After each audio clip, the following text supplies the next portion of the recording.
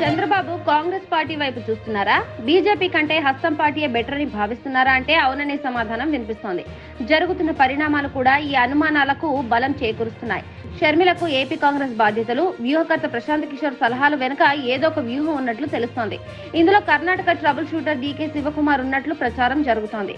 ఆయన ద్వారానే చంద్రబాబు కాంగ్రెస్ కు దగ్గరయ్యేందుకు ప్రయత్నాలు చేస్తున్నట్లు టాక్ నడుస్తోంది. కర్ణాటక ఎన్నికల్లో కాంగ్రెస్ పార్టీ ఘన విజయం సాధించింది. అదే ఊపుతో తెలంగాణలో సైతం సత్తా చాటింది. రేవంత్ రెడ్డి సీఎం అయ్యారు. ఈ ఎన్నికల్లో తెలుగుదేశం పార్టీ వ్యూహాత్మకంగా పోటీ నుంచి తప్పుకుంది. ఆ పార్టీ ఓటు బ్యాంకు కాంగ్రెస్ వైపు టర్న్ అయినట్లు విశ్లేషణలు వచ్చాయి.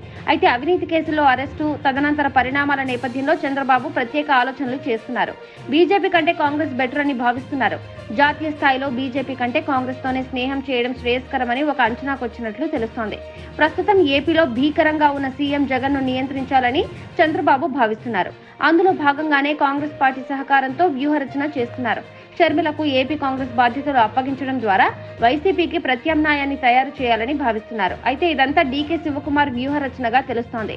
మొన్నటి వరకు జగన్ కు డీకే శివకుమార్ సన్నిహితుడని అంతా భావించారు. కానీ అక్కడ బీజేపీతో జగన్ సయోధ్య ఉంది. మొన్నటి కర్ణాటక ఎన్నికల్లో కాంగ్రెస్ పార్టీని దెబ్బతీయాలని జగన్ చూశారు. అందుకే ఈసారి కర్ణాటక, తెలంగాణ రాష్ట్రాల్లో అధికారంలో ఉన్న కాంగ్రెస్ పార్టీ తన ప్రతాపాన్ని జగన్ కు చూపించాలని భావిస్తుంది. కాంగ్రెస్ పార్టీని ఏపీలో ఎంత అభివృద్ధి చేస్తే జగన్ ను నిర్వీర్యం చేయవచ్చని ఒక అంచనాకొచ్చినట్లు తెలుస్తోంది. వైసీపీతో కాంగ్రెస్ పార్టీకి నామరూపాలు లేకుండా చేసిన జగన్ పై కాంగ్రెస్ అగ్రనాయకత్వానికి కోపం ఉంది. అవసరమైతే చంద్రబాబు అధికారంలోకి రావాలి, కానీ జగన్ రావడానికి వీల్లేదని, వైసీపీ కానీ ఓడిపోతే ఏపీలో కాంగ్రెస్ పార్టీ బలోపేతం అవుతుందని పెద్దలు భావిస్తున్నట్లు సమాచారం. ఈ పరిణామాల క్రమంలో ఇటీవల బెంగళూరు ఎయిర్పోర్ట్ లో డీకే శివకుమార్ ను చంద్రబాబు కలిశారు.